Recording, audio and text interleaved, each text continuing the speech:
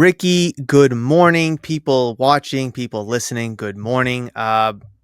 Get the cat out of the bag. We did not hold up our end of the bargain of having a episode at Fanatics Fest. But guys, if you've been watching the vlogs, it was way too hectic and way too crazy to kind of sit down and do so. So Ricky and I are going to break down everything about Fanatics Fest that we saw and experienced, all the deals that we made in today's episode, along with some other things as well. But everybody, good morning, good afternoon, good evening, wherever you are, whenever you are watching this. Ricky, how are you doing on this? At least it's raining here in Rhode Island. I don't know about Chicago, but it is miserable over here. How are you this morning? I'm doing good. It's not raining out here. It's actually been pretty nice here. Okay. Um, Jealous. see what's going on. We got the Red Sox coming in town next week, actually. Everybody's all over the Red Sox right now because they're beating up on the Nationals and the Hey, hey, Rockies. hey, Eh, listen. Wins are wins. I guess. Let's see what they do against the Rays, a competent team in baseball. Let's see how that looks before we kind of hop on the I'll, wagon. I'll be happy. I'll be happy with 500, 2-2. I Oh, against the Rays. Oh, okay. Quick funny story. At Mohegan, there was a kid who had a Garrett Crochet out of 75 yellow cracked ice Bowman Chrome first, whatever. He was like, Murph, I know you want this. And I'm looking at it. I'm like, why would I want this? Oh, he's great for the Red Sox right now. I'm like, okay. And he's like, I'll give it to you for $70. I'm like, you could have said it was 7, and I still wouldn't want it. Why not? They're 500. I'm like, we're really gonna celebrate 500? The Boston Red Sox. We're gonna celebrate as 500 team. And I'm like, listen, besides Paul Skeens, no one cares about pitchers. I mean, sure, there's some, pitchers that pop up Mazeroski. here and there. Yes, they pop up here and there. But like in the grand scheme of things, what position do people want to buy and invest and collect? Pitcher is probably on the bottom of the totem pole, probably just ahead of catcher, because I feel like nobody cares about catchers in this hobby. Um, Well, but that's my fun little story. besides now that really is a home runs. Who? You cut out. The catcher for the Mariners, Big Dumpa. big Dude, dumper. he is a whole wagon out in Seattle. He is so fun to watch. And the fact that he's a switch hitter too, I love it. I absolutely love it. Um, but yeah, so it's just I don't know when I hear Red Sox being 500, it's just like really like obviously they're not 500 right now, but like the Red Sox they brought in Bregman, Crochet, Chapman's playing great. I mean, they such have a historic history. It's like sure you're gonna go through your lulls, but like we're gonna celebrate 500 when we're still like 7 games out of the East. Um, We're we're we're celebrating winning right now. I'll celebrate winning in October. That I'll do. I mean, maybe a couple playoff games here or there, just kind of bounce back. But I have no faith in management, so I'm not going to get my hopes up. I have zero faith in management. I just hope they don't become sellers. Oh, if they lose 3 to 4, if they bounce out of the All-Star break, losing probably 3 series, they're sellers, immediately selling. So it'll be sad because they are relatively fun to watch, especially with the kids up. I mean, that's what everybody wanted was Marcelo Meyer and Roman Anthony and obviously Christian Campbell, who came on late, kind of like last year. So kids are here. They're playing. They're playing okay. And the Red Sox still can't seem to figure it out against competent teams, except the Colorado Rockies and the They're Nationals, beating who who they're beating who they have to right now. That's all I that matters. they didn't beat the Angels when they played them. So there's that. All right. So Fanatics Fest.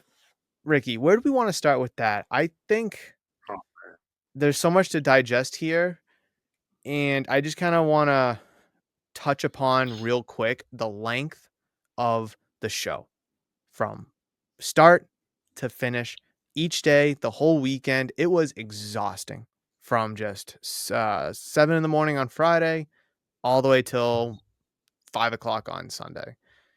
So like what basically where I'm trying to go with here is as fun and exciting and as awesome and cool as everything was, there's still a lot of legwork behind it. And I knew that going into it, but I think I also took it for granted too. I don't know how you feel about the whole setup part, the whole like preparation part, like pricing cards, looking up cards, just kind of all the behind the scenes stuff. So I guess Mhm. my question to you is, was obviously not the environment, the atmosphere from, the athletes and the superstars and such, but was it everything you thought it was going to be from a vendor's standpoint? Um, yeah, I mean, I thought it went pretty well. Like just the card aspect of it, I thought it went pretty well. The table was pretty much always occupied. A lot of people were going through your value bins. Mhm. Actually, a lot of people. What I noticed was that you were one of the few people who had value bins there. Everyone kind of brought out, you know, their big boys for the show.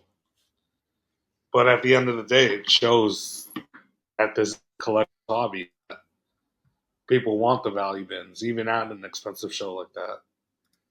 So that was good to see.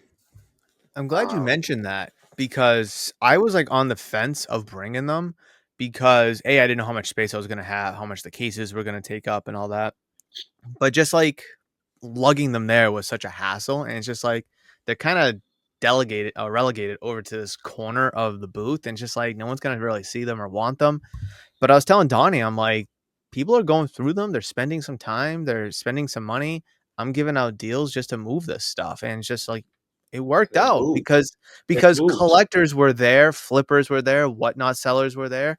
It's cheap stuff. It's affordable stuff that you can easily stack in terms of getting a better deal. And yeah, you like you said, it moved, and I think I did not expect it to move as well as it did. Yeah, I mean, it was always packed. Kids were going through it. Adults are going through it. And you were giving pretty decent deals on the stickers, and people were happy. That's all it was. I People found think, the names they like, the cards they like, and they got it. and they bought it. Yeah, I think vendors in general I must preface, they're your cards. You price them however you want. Doesn't matter what the price is. It's your cards. But if you want to move things or make deals on things, it is important to be able to be flexible to a degree. But if you're able to give out deals, steals even, I think that just helps increase the kind of show that you're going to have is because you're able to, hey, you have 100 cards here from the dollar bin. All right, yeah, I'll give them to you for $60. Like, you're probably already making your money back somewhere else from the box, or maybe already did make your money back. Meanwhile, this other person who's receiving the deal is getting 60% off of dollar cards, where some of them were 2 or 3 or maybe even $5 here and there. So I, Right. I think vendors need to be more willing, whether it's dollar cards or even case cards, like higher end cards, need to be willing to move. I'm sorry, not willing to move, willing to kind of be more flexible and negotiable a little bit more so they can move cards more frequent because I keep preaching this all the time. I prefer to do volume over one massive big sale. Sure, that massive big Right. sale is nice in the moment, but I'd rather move 10 cards, make anywhere from $10 to $30 on 10 to 30% on it than sit on my hands and knees waiting for that one sale at like 50%, so to speak. Yeah, and I mean, 10 deals versus the one deal. That's 10 more. I mean, that's 9 more like connections you made. That's 9 more Hmm. people you met. It's 9 more. A new customer and all that. So, like, I understand people want to have the big cards, the flashy stuff, and the at their table, but that's not really the stuff that moves like that. Like, not everyone can afford that, but everyone can go bring someone can bring $20 to a show and get 25 $30 bin cards at your table, Hmm. and that's what they're looking for. Yep. You're only Like, you're only gonna find so many people who could buy that huge card, and it's just sitting there. and and like I mentioned to you, I mentioned to Donnie, like the two Wembies that I brought, the Jaden Daniels auto that I brought, I'm like, this is the place that it will sell, that it will move. And neither of them moved. I thought I had them pretty fairly priced. I could be wrong. I don't know. Obviously, the market's always changing. It could be completely different from what it was 3 weeks ago or 2 weeks ago, I should say. But it's just like, okay, those high end cards aren't moving for me because people aren't looking to spend that kind of money or at least on that kind of card. Whereas I'm able to kind of, if I didn't have any value bins, then the value bins aren't kind of making up for the sale that I'm missing out on the high end cards, at least I'm still able to kind of bring in slow and steady, but a little bit of money from the value bins because they're Right. there. And they are a pain in the butt to carry, 4 rows. I mean, obviously we brought some in from the deal that we did in the streets, but like it's a pain in the butt, obviously, but it's an extra trip or 2 trips. It's worth it, especially if you're able to sell. I mean, I don't know how much I made on dollar bins specifically, but let's just say $500 on value bins. That's basically, I don't want to say free $500, but because you're probably not into the whole box for 500, but that's an extra $500 that you could not have made if you didn't bring value bins. So I think having an assortment of value bins and obviously, your higher end case cards is something vendors should maybe gravitate to a little bit more. Yeah, I agree. I mean, it. We see a lot of these influencers, whatever, and YouTubers with the big cards. So that's what people think everyone wants. Hmm. This, like I said, this is still a collector's hobby, and we still have. I think we have a lot more collectors and flippers in this hobby. Amen. So that's what the collectors want. You got to cater to that. Would you agree that there was uh I know I agree with you that there's more collectors in this hobby than there are flippers, but would you agree that there was like a ton of collectors at Fanatics Fest? I don't know about you, but that's something I did not expect. Like I don't know what the ratio or the splits are. I mean, I would assume that it favored the flippers more at that kind of a show compared to like the national where there's just a ton of collectors. But like I'd say like 30-40% of the people that came up were probably Yeah. So collectors. I'd say probably more because what I didn't take into consideration is that this wasn't just a card show. This was like a fan event. Yeah.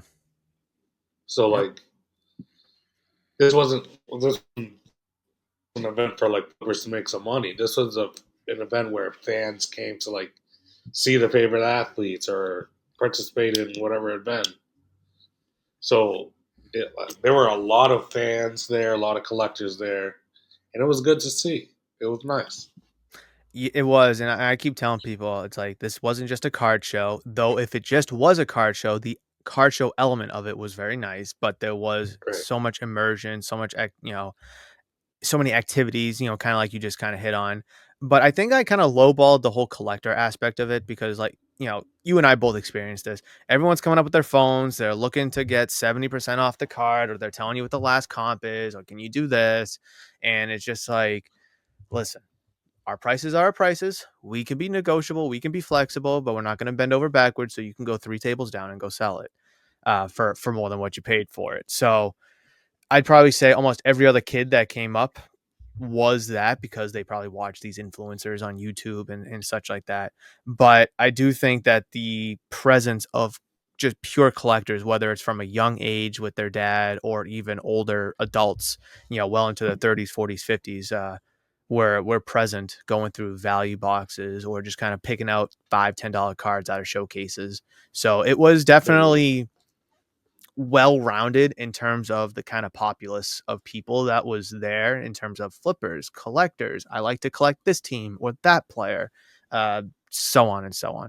One thing I'm a little underwhelmed about though was the Pokemon scene there. Now, we both walked around a little bit. There was Pokemon there, obviously. We're not saying that there wasn't, but for how popular Pokemon is right now, if you want to use the word popular, I think it was a little underwhelming, at least for me, in terms of the sales of Pokemon, but also every Pokemon vendor that I did see had high-end chase cards, all the alt arts, all the SARs, like nothing affordable, nothing cheaper, nothing more for the collector. I mean, I don't know if you would agree with that statement, but that's kind of how I felt after the show. No, I agree. I mean, yeah, I saw the Pokemon that was there was, like you said, mainly expensive stuff. I haven't. There definitely weren't any value Pokemon bins there for sure. Would you have Any gone through them? Pokemon that was Like what's value that? bins? Would you have gone through the value bins? I didn't mean to interrupt, but I mean, yeah, probably. I mean, the table across from us had binders, but that's pretty much all I saw. Everything else was just showcase stuff. But it makes me wonder about the national because last year there was like maybe what 5 tables that you found Pokemon at. I think I counted in total 12, 11 or 12. I think in total. From, I don't know, 4,000 tables or whatever the number is there. It's a very low. It was a very low number. Yeah, so it's gonna be interesting to see how the landscape has changed in a year. There'll probably be tables with Labubus. I wouldn't be surprised. I mean, at this point, I mean, months ago when we were talking about this, I mentioned how I wasn't going to bring Pokemon. It's more of a sports kind of a thing. And then, as the show gets closer and closer, and literally 3 days before I left, I was like, all right, let's bring some Pokemon just because of the nature of the market, how big it is, how popular it is right now. And I think that similar mindset that I just mentioned will still carry over to other people who are setting up at the National in 3 weeks, whatever it is. So I think people are going to be like, I got some Pokemon cards laying around. Although I only sell sports, let me try to flip these Pokemon cards because everyone wants them. I can charge a premium on them and make all this money. And I think that's the wrong mindset to have, but I think that's the mindset that a lot of vendors specifically are currently having, Mm-hmm. which I think is a shame, but it is what it is. Well, like I said, they're following the money. That's all it is. They're following the trend. They're following the money. Which is like Buy the rumor, sell the news. Is that it? Is yeah, that it? buy the rumor, sell the news. Okay, I was talking to somebody and I was like, "What is it? Damn, I can't remember what it was." I'm like, "Ricky always knows this, and I always get caught on it." Got it. Okay, You know, um, yeah, write it down. yeah, that's like they're there to make money at the end of the day, which I understand. I get it, but I just hate the trend hopping. Yeah, that I would very much agree with is the trend hopping. So Like like, most of these guys are probably sneaker resellers before. or Funkos, possibly, because that was big. So like, how can we? I'm not gonna sit here and say how can we prevent something like this from happening because that's never gonna happen. But like, how can we deter people from I guess we never will be able to, which kind of is unfortunate. I mean, that's why like I want like a diverse hobby. So like around here, football is just so prominent. Pokemon obviously is right behind it, if not it is ahead of it. But like we're in the heart of baseball season. Baseball is the only thing going on right now. No one cares for baseball right now. Now, of course, people are going to collect what they like, yada yada yada. But like I wish the hobby was more seasonal, so to speak. Whereas, like, all right, baseball should be on everybody's mind right now. Football will be next month and into September. Oh, but wait, basketball is going to be starting. So you got to mix in the whole basketball thing. And then, but the baseball playoffs are happening at that time too. So October should be a great time to be buying and selling in all of those sports.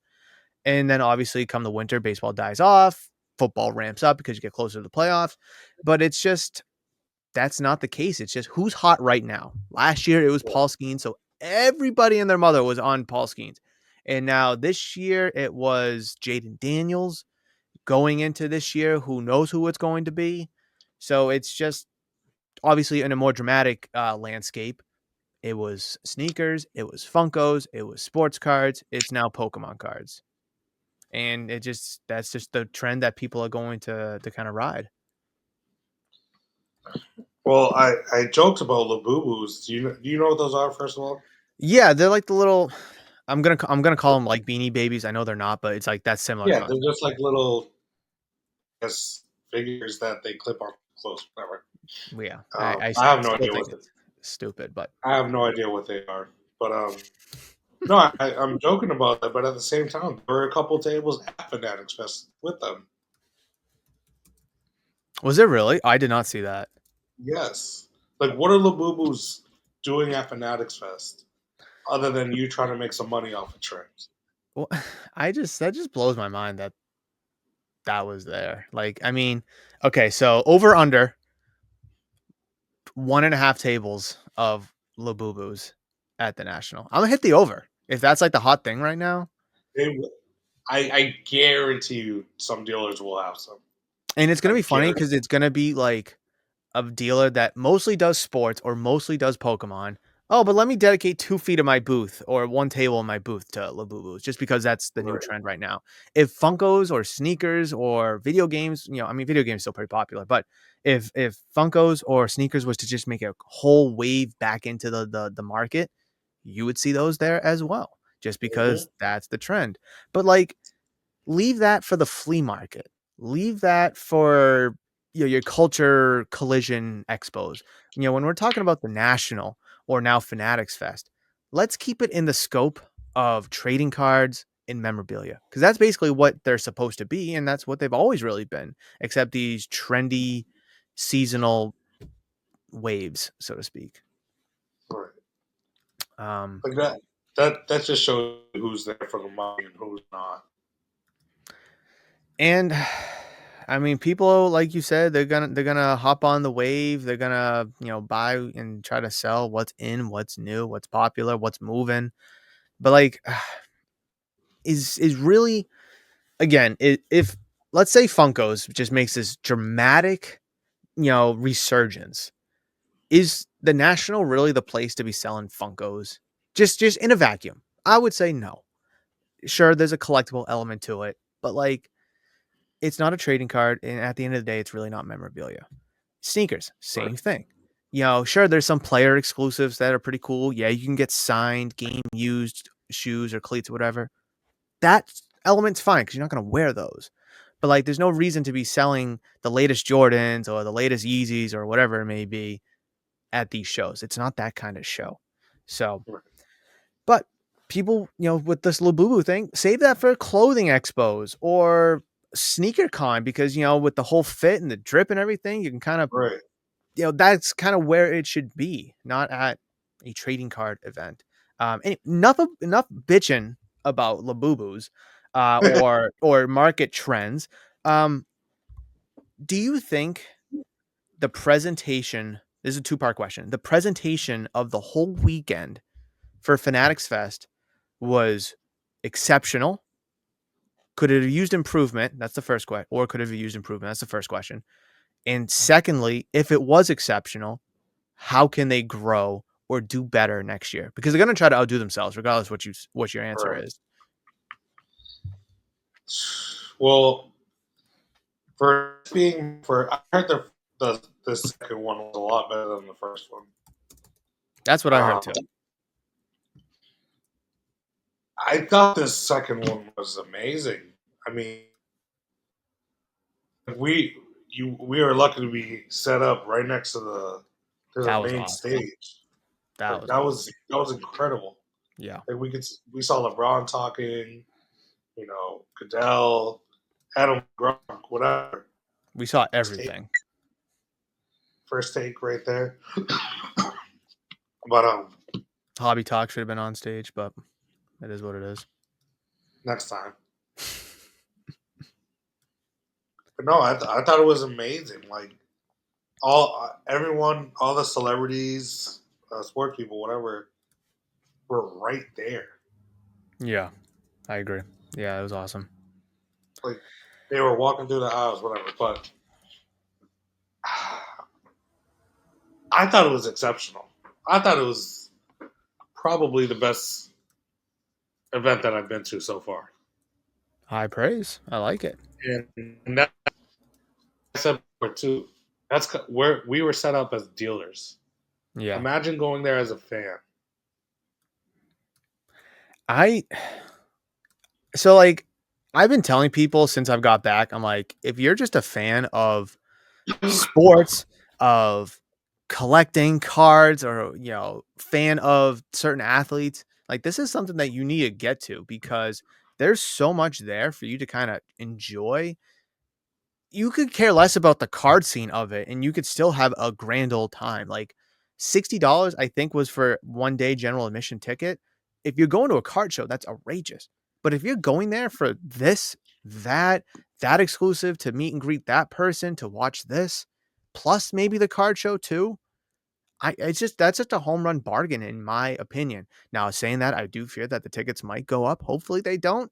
But like I just again, I understand $60 is a steep price, but you're not just getting a card show. But I think when people think of Fanatics Fest just in a quick vacuum, they're kind of presuming this card show because that is a lot of the Right. marketing element of it. But again, you're getting all of this, everything that I kind of just mentioned for $60. That's a pretty good deal. And it's unfair to compare it to the National because the National is its own completely different thing. Fanatics Fest is its own completely different thing. So it's hard to compare the two because I don't think it's justifiable.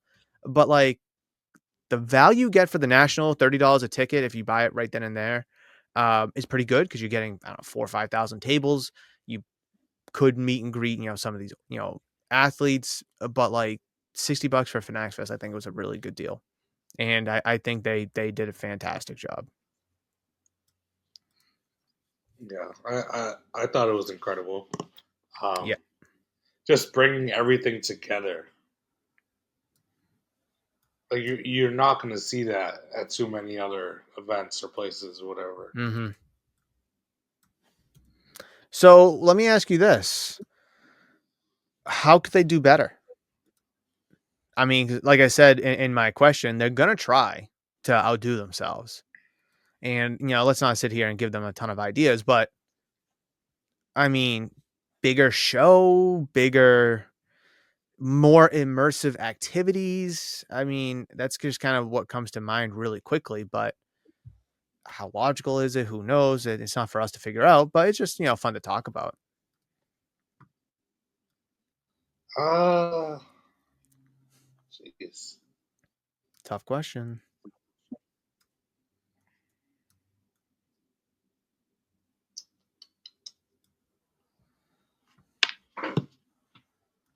I got you thinking this morning. It's early for you. I mean, like, I don't want to sit here and say it was perfect, but like, I can't, I can't really think of one thing that like was necessarily wrong with it. I mean, you have your typical problems like the why was, Yeah. uh, I think maybe being vendors, we have a different limelight of it. Like maybe if we were just attendees, like, oh, the right. line to get in was too long, or the ticket scanners weren't working, or whatever, some other excuses. So, if anyone watching, listening was there and ran into a problem that they can improve, let us know. Definitely want to hear back. I guess my only complaint from a vendor standpoint, I mean, this is just me personally, but I think every vendor would agree, is the elevator situation. Horrible. Oh There's yeah, only like one elevator. Like terrible. Otherwise, I I mean, yeah, I think it was a smooth event. I mean, at least from our angle, our point of view. I mean, what else could they have done? Have more athletes maybe walking through the aisles, but they were doing that already. It'd been nice to kind of run into one, which we didn't get to do. But that's probably the only thing I can really think of that they could do better. Is just have more guys going through aisles. right. I mean, we did get the Ferrari and the $1 million right in front of us. That was honestly that was super cool. Someone said it was like that's not like a show. That's like a whole block party that with the music and the band and the Right. car and the money. It's like, yeah, you're right. Like it was nuts. But it was an absolute experience that I think a lot of people, if not everybody, should kind of go through because of how awesome it was and all the things that I've already mentioned. I'm not gonna mention them again, but you know what I'm saying. Rick, I mean, yeah, the like everything was worth it. was what? You cut out. I mean, I don't want to.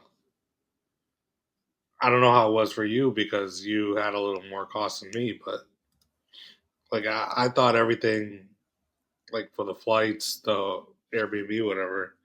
I thought it was all worth it.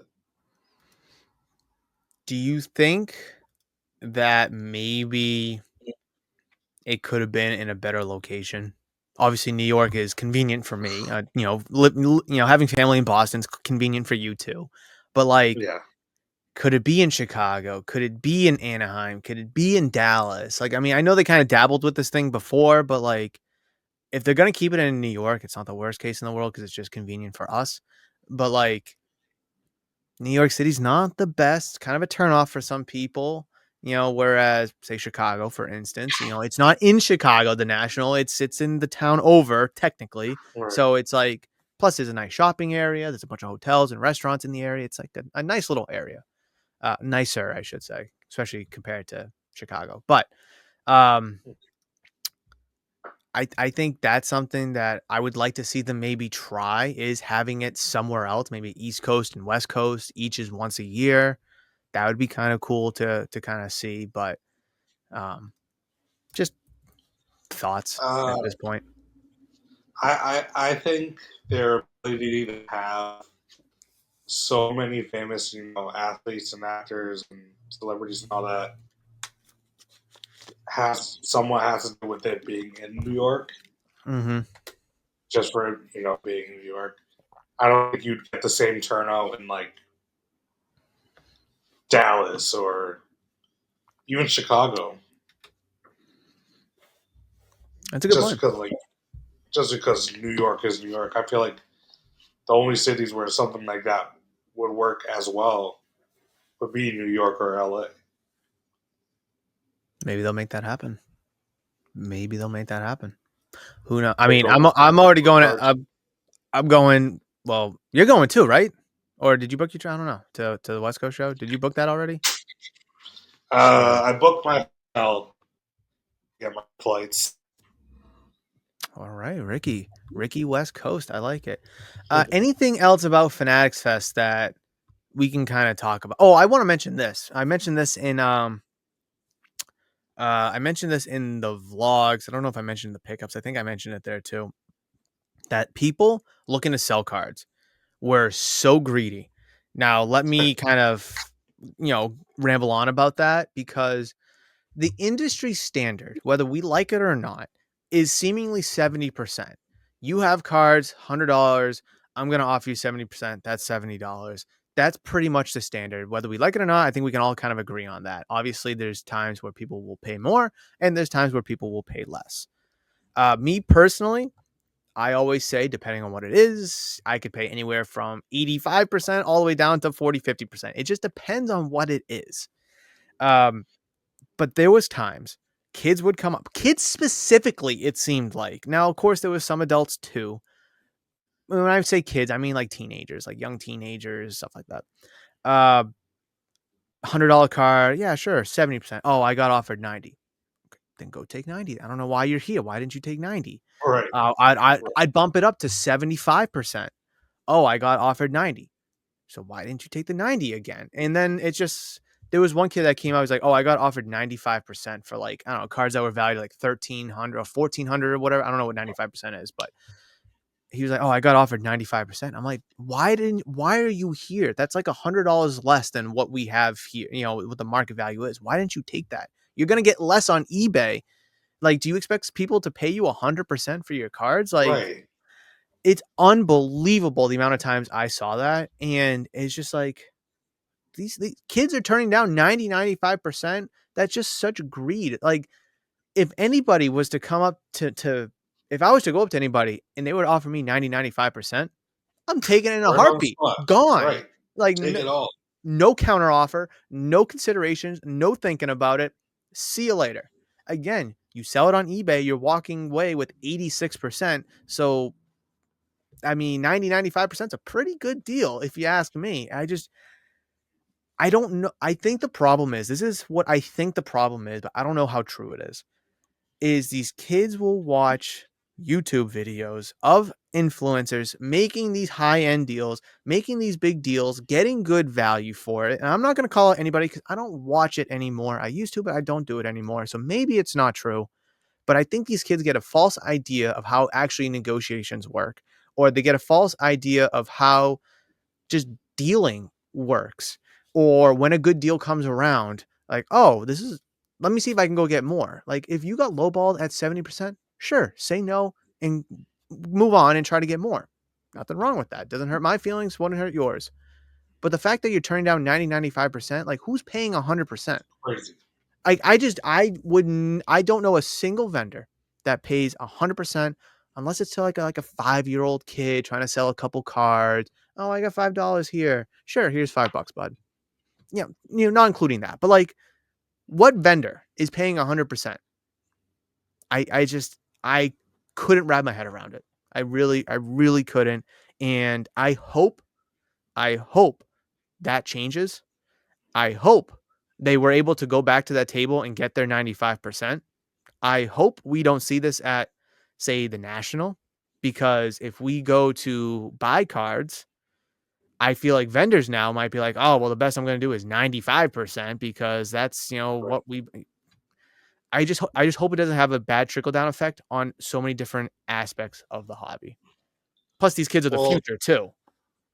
right. Oh God. But no, you know what it is. A large part of it is the whole repacking business. Which that Because itself is something else. people don't. People will be like, oh, well, I could just sell it to a repacker for 95%. So go do it. Like, are you looking for 96%? Like, like, are we really gonna play with 1% at this point? Like it's like on Facebook, not to deter, but like when people are selling stuff on Facebook, they do the same thing. Like you offer 85, 80%. They're like, no, I can just sell it to a repacker for 95. So I'm going to do this number. Then go do it. So go do it. Why are you selling it on Facebook? That makes me think you couldn't move it to a repacker. And now you're just being greedy. And another thing I've noticed, kind of going off of the repacker thing, not to go on a whole tangent there, but like vendors who sell to repackers, I've heard them say like, oh, the best I'm going to do is 85, 90, 95% because that's what the repackers buy it at. Literally kind of what you just said. And he's not a buddy. He's not a friend. He's acquaintance. He's a vendor neighbor at a show one time. I saw him at a different show, went around looking around, and he was like, hey, how's it going? And hey, happy to give you a deal, but the best I'm going to do is like 88% because that's what my repackers buy it at all day. I'm like, okay, nice to see you. Yeah, I'll take a look around. Yeah, I'll come back around. And like, that was just like, I was done. I was like, I'm not going to entertain 88%. It's just not to be greedy, but that's just not good margins for me personally on stuff that's so volatile. It was just like, silver CJ Stroud rookies. Like, I mean, that's just way too volatile to buy at 88%. But like Right. the notion or the idea of this higher percent because of repackers is just bizarre. Now, if you work hand in hand with repackers all day and night, all the power to you. Congratulations. But like, leave that element of it private with you and your private negotiations with that repacker. Right. Leave it out of the Right. show.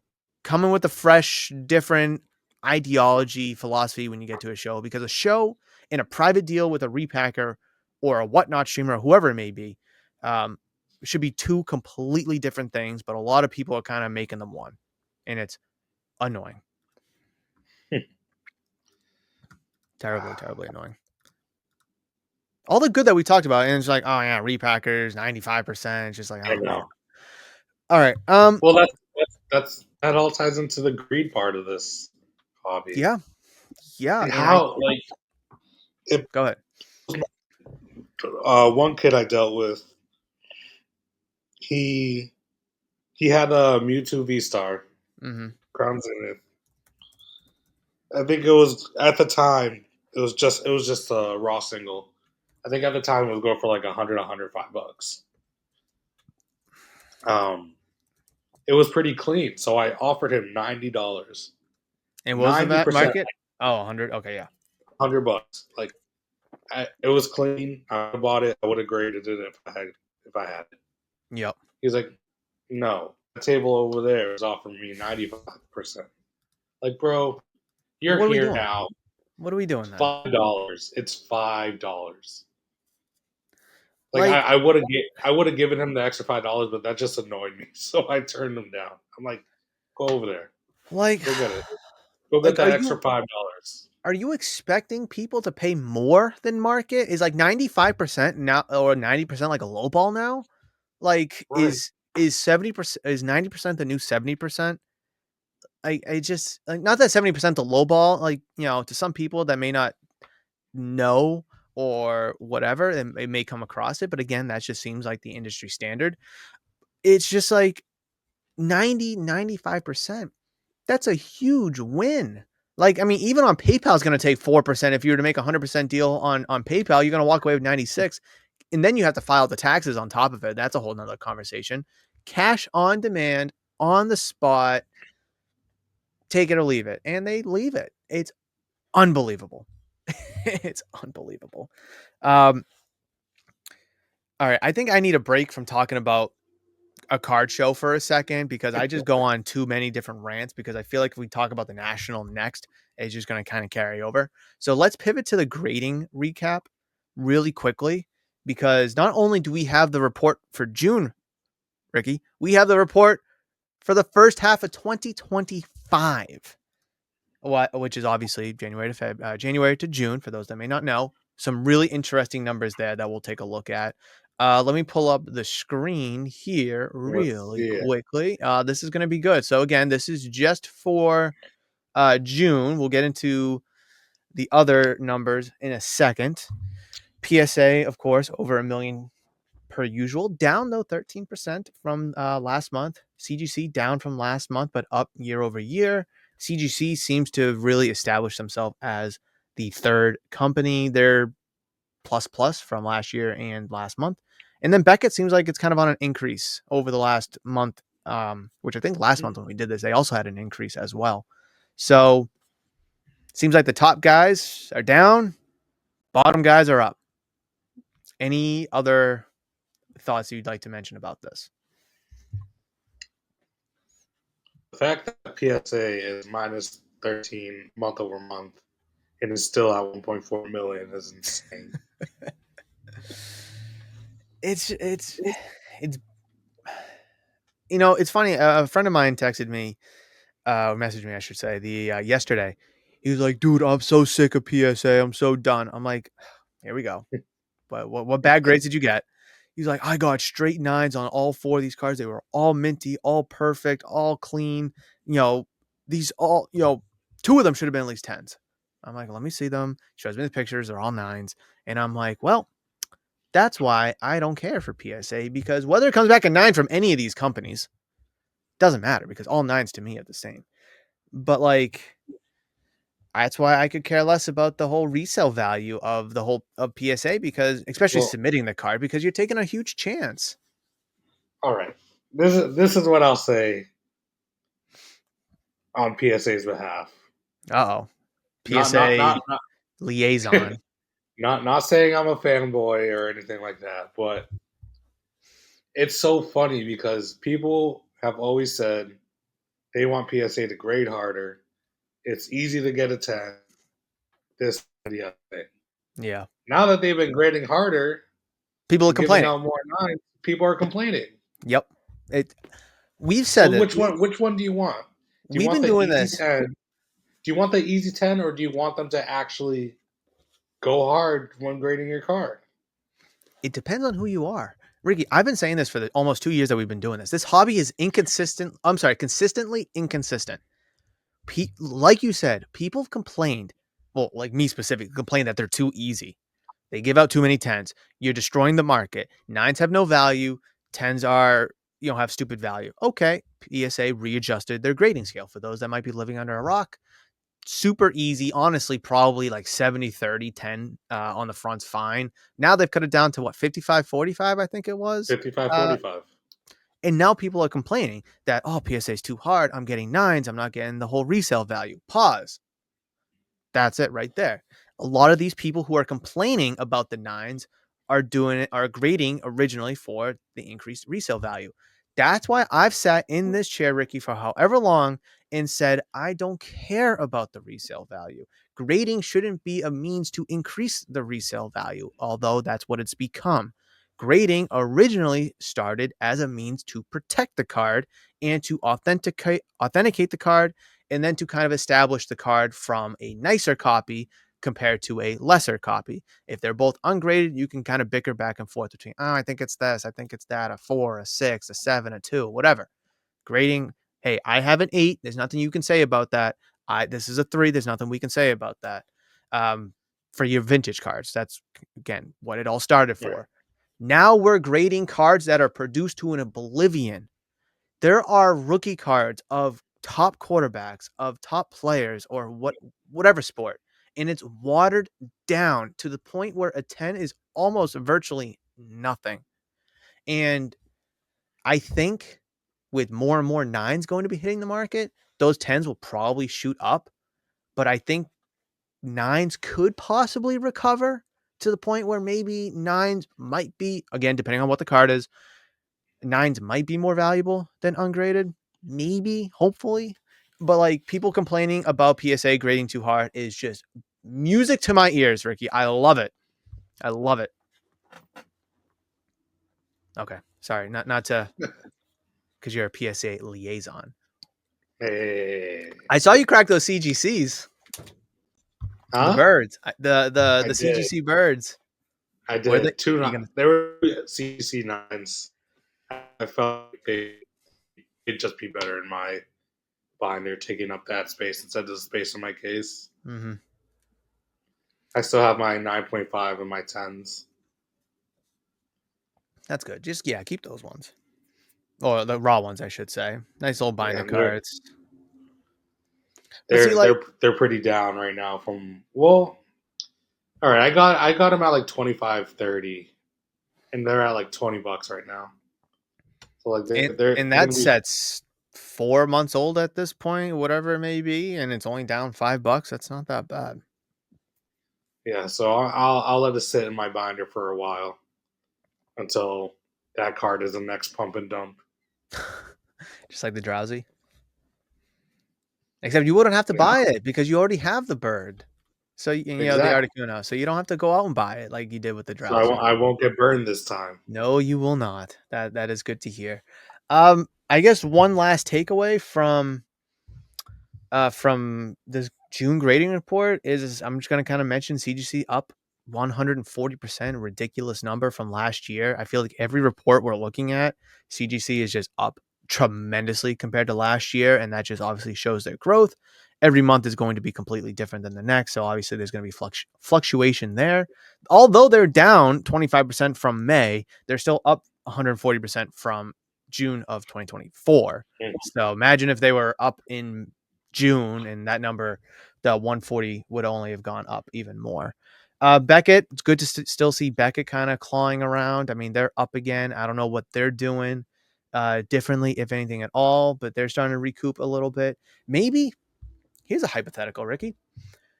People are sick of PSA grading tougher or more tough.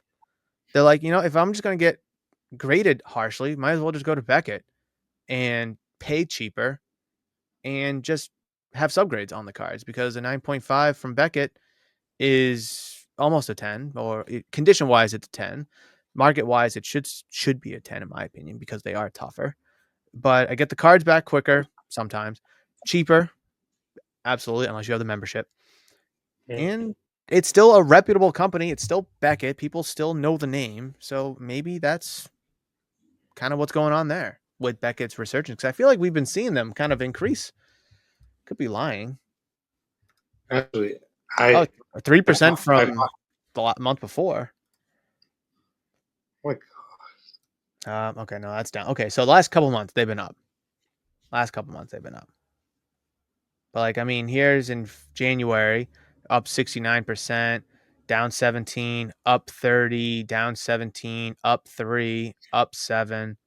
So it seems like it's like majorly trending in the right direction. I'm just now starting to like count the total number of cards graded amongst the four. And that's over 2 million cards graded last month. In 1 month. And That's like, insane. even over here to the side, they're even including Tag and Arena Club. I mean, I don't think we really need the Arena Club inclusion, but I guess we'll take it for more data. 37,000 for Tag. They don't have anything on May, but it's up. That's weird. They don't have anything on May, but they have it from up 27% last year. Arena Club, almost 5,000 cards. That's down from May, down from last year. I think Arena Club is, I think it's on a spiral trajectory, especially with Tag becoming more popular. Yeah. So yeah, no, we're well over 2 million cards. Actually, I'm kind of glad that they have this other graders. I don't even know what Arena Club is. I think that's Derek Jeter's grading company. I think it's like a Florida-based company. Hmm. Um, yeah, because they have a booth at the National. I just realized that they have a booth at the National. Yeah, All look at right, that. our Overrated baseball player, now overrated grading company owner. that's so funny. Here are our first half of 2025 items graded, or total items graded, I should say. Quickly, I did not see this for the second half of 2024. So this looks like it's going to be a new thing that they're going to do. I love it. I can't wait to dissect this in January of 2026, looking back at the second half of 2025. Couple things that stand out. Beckett, no growth through the ups and the downs. No growth from first half of 2024. Okay, so they're comparing it to the first half of 2024. So they do have data on it. It would have been nice to make a post. SGC, almost a million, little up, which is a company I feel like we're never talking about. CGC up 102%.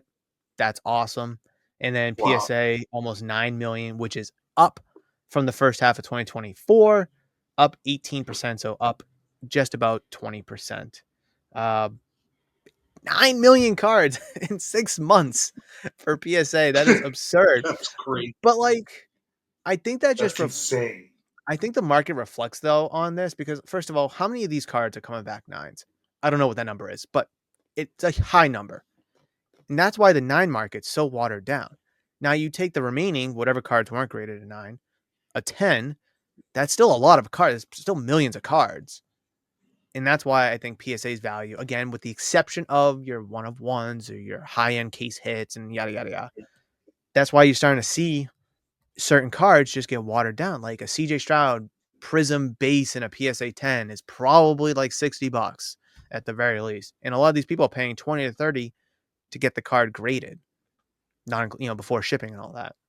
So that's why I think we're starting to see, you know, the market for PSA And subtly shift. the CGC basically doubling their number. Yeah. It has lots to do with the popularity of the Pokemon market Let's growing. see. Do we have so out of the CGC's 2 million, 356,000 of it is sports. That's up 189% from last year. TCG and non-sports, CGC 1.83 million. That's up 91%.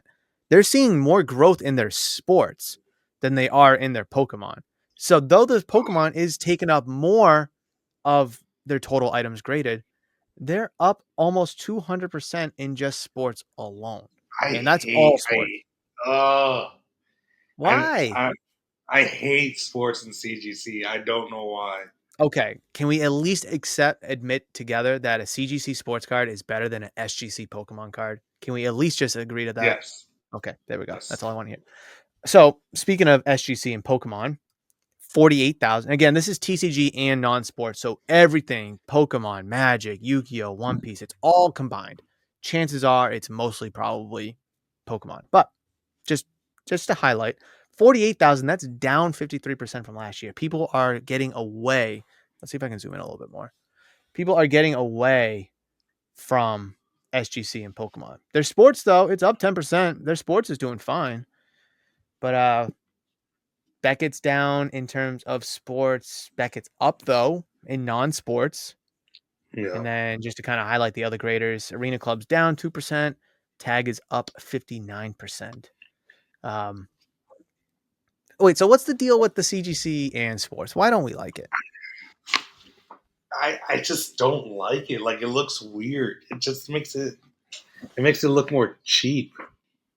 compared to a Pokemon in there. Yeah, like What if it was a pristine label? Like, would that change your opinion? I don't think so. Well, let's see if I can find one real Like quick. I feel like this is a TCG rating company. That's fair.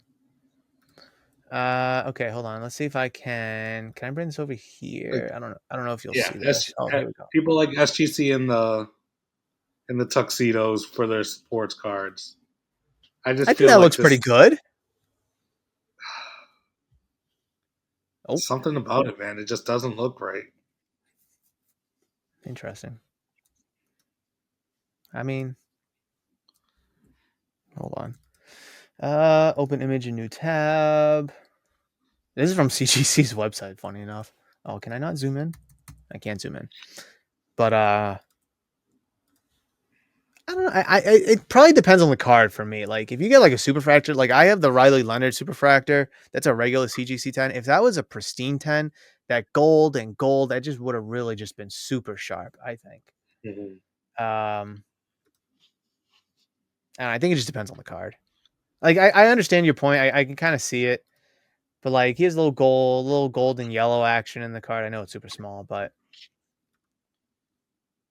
I don't know. I don't know. Magic looks a little weird in CGC. It's just personal preference, but Okay, now see, why would you want your Justin Herbert RPA in that slot?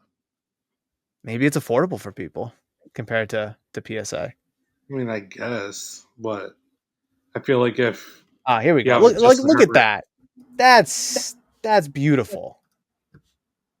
That is beautiful. I can go for without this orange background. That is awesome. The gold and the gold. You put that in like a gold Cartown armor. Ooh. First of all, you can't oh, even tell that it's a CGC slap. speaking of the CTA, I might want to get one for my city kitty. Ooh, meow. Hmm. Yeah, just let me know. Level 2. Level two is flying. People love their level 2. Yeah, those are cool. But yeah.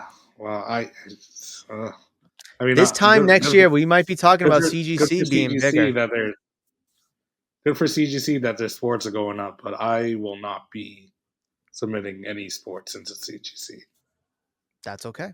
Everyone has, and that's what makes this hobby great. Everyone has their own preferences. Not everyone just buys into this whole idea of a certain way. It has to be done this way. A lot of people think like that with PSA, but I think we're slowly starting to kind of. I mean, look at PSA is down 3.7 million, 3.75 million from last year. I know it's a lot, right? That's down 18% from first half of 2024. So people, when it comes to grading their sports cards, are going elsewhere.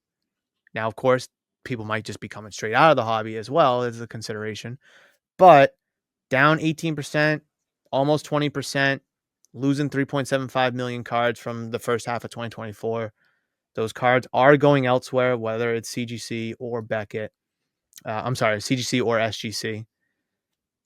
This is something to keep track of. Mm-hmm. Here you go, Ricky. That's gonna be the thumbnail.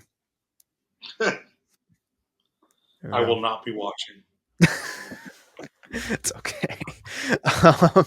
All right. Well, that was a great grading recap, and we still have some time. And we did mention that we were going to talk about the national, and I think it is now time after having a great conversation about Ricky's favorite grading company with sports cards. It's in. Hold on. Let's get the calendar out. Let's get the calendar officially out. We are 1, 2, 3. We are less than 3 weeks. Officially less than 3 weeks. We are 20 days away from the 43rd. Oh boy.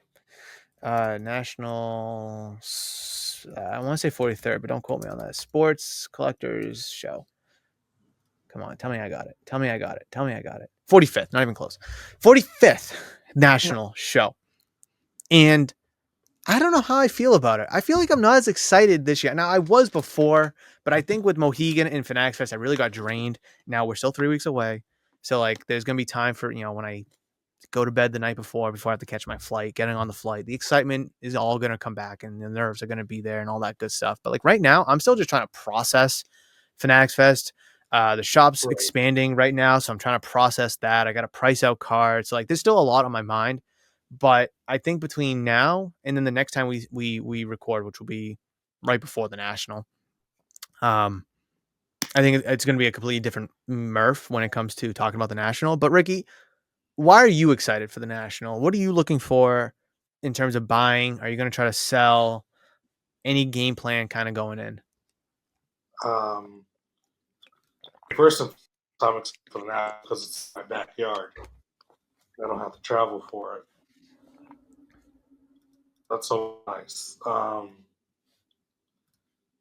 my game plan. Yeah, there we go. Um, I'm just gonna look for stuff to sell on eBay, stuff that vendors necessarily don't want. That's taking space in their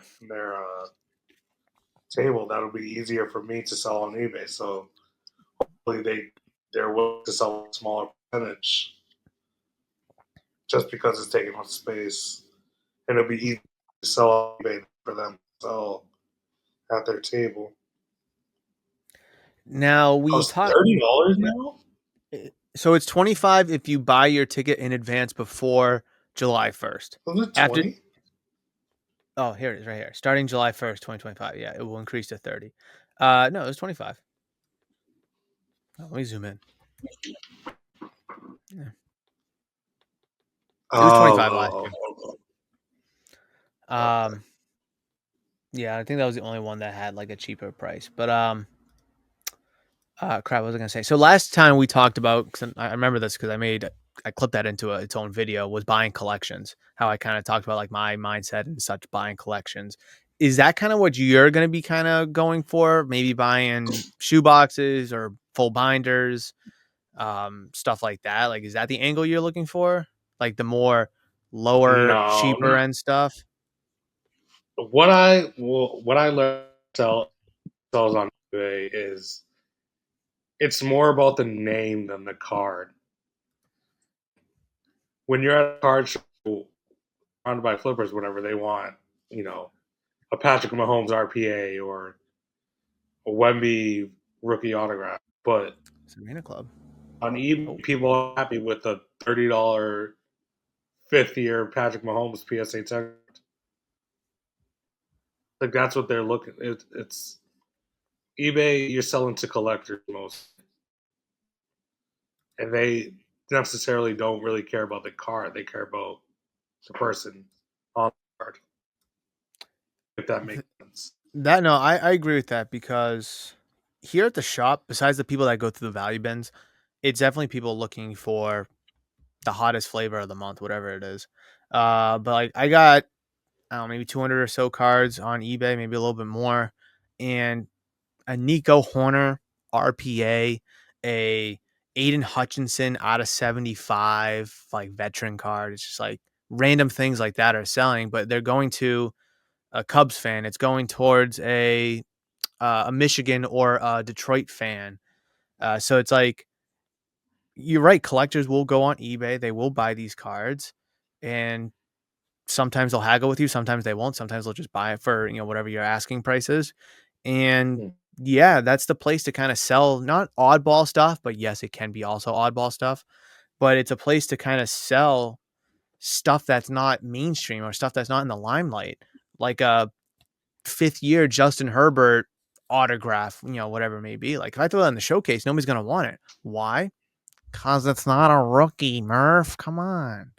But you throw it up on eBay for I don't know $200. I don't know what his autos go for. If you throw it up for $200, a Herbert collector, an Oregon collector, a Chargers collector, they'll buy it, and I think that's might be the way to go is to adhering more towards collectors. Yeah, it's like people try to justify not selling on eBay because oh they take 13, 12, 14%, whatever. Okay, sell it to a flipper for 75%. Like No, no, no, how no. It does has to be 90 or 95% now. oh yeah, my fault. But no, but it's like how I prefer selling on eBay because people I can't sell anything on Instagram. Weren't you having good luck though selling on Instagram, or maybe it was no, it was Facebook. I think that you had some like Facebook Yeah, groups. Facebook's pretty decent, but even it's harder to get 85+% offers. Will they lowball you? I mean, not necessarily lowball, but they're looking for deals too. For the same reason I am, to throw it Hmm. on eBay or put up at a show, which I understand. See, I understand all of this, but at the same time, it's like, I don't know. Stop always looking to make a penny. People can't stop doing that. I mean, plus with like Facebook, like you gotta go to the group and you gotta scroll and hope someone posted something that you like. Whereas eBay, you could Justin Herbert, Yeah, 2024 auto, whatever it is. You know, I just use them as example. And then oh, boom, there they are. Okay, click, because people I feel like buying on eBay already know what they kind of want. They're not gonna. It's hard to just generically search cards like PSA 9. You're right. gonna get 8 million results. But if you type in Justin Herbert autos, there's going to be a lot less, especially with Facebook, where there's really no search feature to be like, all right, let me look for, Ohio State cards on this random Facebook group, whatever. Whereas you can search that on eBay. So you can definitely find the collectors and get a more direct result doing it that way, which is probably more beneficial to you who wants to be selling more on eBay, who's looking for cards to sell on eBay. Now, do you have a price point per card in mind? Now, I know you kind of mentioned that you don't want to hit the cheaper cards, but like Uh, 5 to 50, or 20 to 30, it depends on raw cards. I don't really like care. hmm But for slabs, ideally, like at least 30-40 bucks, because then it gets to like people paying $5 shipping on like a $10-15 card, and now all of a sudden that $10 card is 15 bucks. hmm Like it went up 50% because of shipping. So I mean, yeah, lower price slabs sell, but it's not really as enticing because it takes more out of your pocket too as a seller because of the higher shipping costs. It gets factored into the total amount that they're taking the fee from. It's not really worth selling like less than $20 slabs on eBay Yeah, that I unless would unless it's something you just want to get rid of. just sick of looking at it, fire selling, whatever I Right. get kind of, yeah. No, I hear you on that, and I feel like selling online, regardless of the platform, eBay, Facebook, social media, there's challenges, there's road speed bumps that go with it. You got to kind of put the work in. I love this. I love this because people, oh, I don't want to put the work in. I just want to sell it. Okay, well, here's my offer. Oh no, I can get Right. more for it online. Then go put the work in and do But it the and put work, it online. And you just said that you don't want to. You want cash. You blah blah blah. But you don't like my offer. I don't know what to tell you. You can't have both. Oh, it's so funny. It's so I it can get is. more for it online. Go ahead. I don't know what Well, to tell you. guess what that requires? Work. Work exactly where you literally just came in and like, oh, I don't have time to do this. I don't want to do this. I need it gone and whatever it may be. Okay, okay. Um, I think the national though. I'm not going to sit here and say I'm skeptical because I think that's just a bad word. I think the Fanatics Fest kind of being lead off, so to speak, for this. And then, a month later, you have the national. I think that could be a good formula moving forward. But I also don't want people to kind of go to the national, which I do think some of them might do, go into the national thinking that they're going to expect or they expect a Fanatics like experience. Now, if it was the other way around, the national was first and then it was Fanatics Fest, I think that would probably be more ideal. because you can Hmm. follow up with Fanatics Fest by getting another card show if that's what you wish, but you also have this and that and all these other events that Fanatics Fest has to offer. Whereas with the National being first, yeah, there's going to be signings and stuff like that. And sure, the corporates will have like their giveaways and, some goodies and such like that. But I just don't want people to be like, all right, where's Jaden Daniels walking the floor? Where's the Ferrari coming through the Right. aisles? Like, oh, so I'm hopeful. I don't think we'll run into that problem because I think for the most part, it's a separate crowd. Obviously, a lot of this, rollover, of the two shows with the same crowd, but I feel like there's also going to be a group of people that will be, just for the nationals and could care less about Fanatics Fest. See, what happened with the National is that it got away for so long with being the only big show that people would go to every year. And you have your Dallas and all your other stuff, but the National got away with being like the The only show. huge Mm-hmm. show every year. Now that Fest is around, they got competition. Now that the West Coast Card Show that you're going to is expanding, Mm-hmm. they have competition, and it's gonna be interesting to see how they handle that because I feel like year over year the National is pretty much the same. Mm-hmm. You got your autographs, you got your cards, whatever. What are they going to do to grow or expand or get Do new something different. Yeah. people? Yeah, be a different card, be more than just a big card show. Mm-hmm. So I could see why that's kind of taken away from your excitement for the National. Now the Possibly. National just looks like a big card show instead of the card show or It's the experience. it's funny you mention that because I'm sitting here saying, and I will still say this, you can't compare the two, and I don't want people to compare the two because they're two completely different things. But people will. Maybe I subconsciously did compare the two. And I think that the National being a big show, that is exactly what it is. It's a massive, large scale show, the biggest in the world. Whereas Fanatics Fest, it has a similar sized footprint, but it's not a big, well, it is a big show, but it's not a massive show. There's what, 300, 400 vendors. I mean, I know Dallas is what, like 6, 7, 800 or so, something like that. Um, or tables, I should say tables, maybe not vendors, but tables. Um, anyways, it's massive. It's large. It's bigger than your local VFW show. It's bigger than like a Mohegan or any other regional show. So like in terms of just the card show itself, I'd put Dallas and Fanatics Fest probably on the same level in terms of, and maybe even the West Coast show is just as a card show. But of course, Fanatics Fest has more than just the card show, and that's why it should be looked at differently. Now, if you want to compare Dallas and the West Coast show to the National, well, I think the National is going to blow it out of the water because it has 25 more, 25 times more tables. Whereas, you know, because it has, what did I just see? It's just, I don't know what the footage, the square footage is, but whatever the square footage is, I think I saw like 500 or 600,000. Whereas these other shows, they don't have that footprint.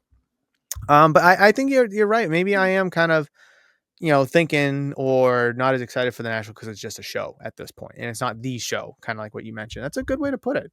It's a very good way to put it. I will definitely react with my thoughts after the National. Maybe I come back more excited, more energized, or had a better time. Who knows? Who knows? I know we didn't really get to talk much about baseball besides the Red Sox to start the season, but did you want to touch upon baseball and baseball cards before we kind of wrap things up with our outgoing takes? I mean, I don't have I'm not too deep into it, but it's crazy how much Cal Rally's rookie offers are going for now after no one cared about him at all before Not the a start of the season. soul. Like at all. No, PCA is going crazy right now. Popular. Pete Crow Armstrong. Mm-hmm. Um, yeah, it's just nice to see new names. emerging out of nowhere. I think that's It's what a this like baseball needs is like, yeah, we all know about the Otanis. Trout's at least, healthy this year, but in years past, hopeful for now he's healthy. Knock on wood. But in years past, all right, second half he's gone, so he's off our radar. People kind of over the whole Jackson Holiday thing just because of the disappointment of 1 for 40 or whatever it was. Um, Orioles suck. that too. I mean, Gunner's down. Obviously, Julio was a massive, player in the hobby a couple years ago. Now people don't really care about him. Bobby Witt Jr. is arguably one of the best shortstops in baseball, but he plays for the Royals, so people don't care. It's, I mean, I think the good players that we cared about that turned into good players, whether it's Bobby Witt Jr., whether it's Tariq Skubal, for instance, people didn't care about him a few years ago. He was kind of meh until last year. He balled out last year and so far still this year. And that's a pitcher going, to what I mentioned earlier about Paul Skeens, how people don't really care a lot about pitchers except, him and whoever's hot at that time. So it is nice to see us kind of talking about or thinking about or buying or dealing other players like Pete Crow Armstrong. Sure, a couple years ago, when he was, a top prospect or coming up in the systems, like, yeah, sure, it was a fun little name. But then when he got up, he kind of struggled, underperformed, and then boom, gone. But now he's playing like an MVP and he should be talked about and his card should be worth something. So it is definitely good to see that trajectory kind of changing. And they love him out here, man. He's a PCA, baby. he's a he's a god out here. He's good though. He's got like his own swagger, his own charisma to him. Oh, Oh, I he's guess great. one more thing to piggyback off of my previous point about buying into these names. How about everybody that was buying up Christian Campbell and Roman Anthony cards, specifically around here, but of course there was people outside of the New England area. Now that they're at the big league, well, I guess Christian Campbell got demoted, but since Roman Anthony's up at the big leagues, how many people are talking about him? Nobody. And it's not like he's a scrub. He's having some rookie struggles. He hit a nice home run the other night, to dead center field. He's But even hotter now. so like he is picking up a little bit of steam. But like I guess my overall point is, it's like I feel like when Ellie got called up a couple years ago, he got promoted to AAA, then he got promoted to the big leagues, and then he just rode that wave because he just performed so great. Paul Skeens, last year, and I guess Roman Anthony being the number one prospect, people were like, "Oh, here he is." But like, I feel like there was never that like, "Oh, he just got called up. Everybody buy, buy, buy. Everybody sell, sell, sell." Like we didn't really get that like we did with some other players, which is beyond me. Yeah, uh, yeah. I'm not really. I mean, he's still the number one prospect. Mm-hmm. I'm not really sure what happened to Roman Anthony hype.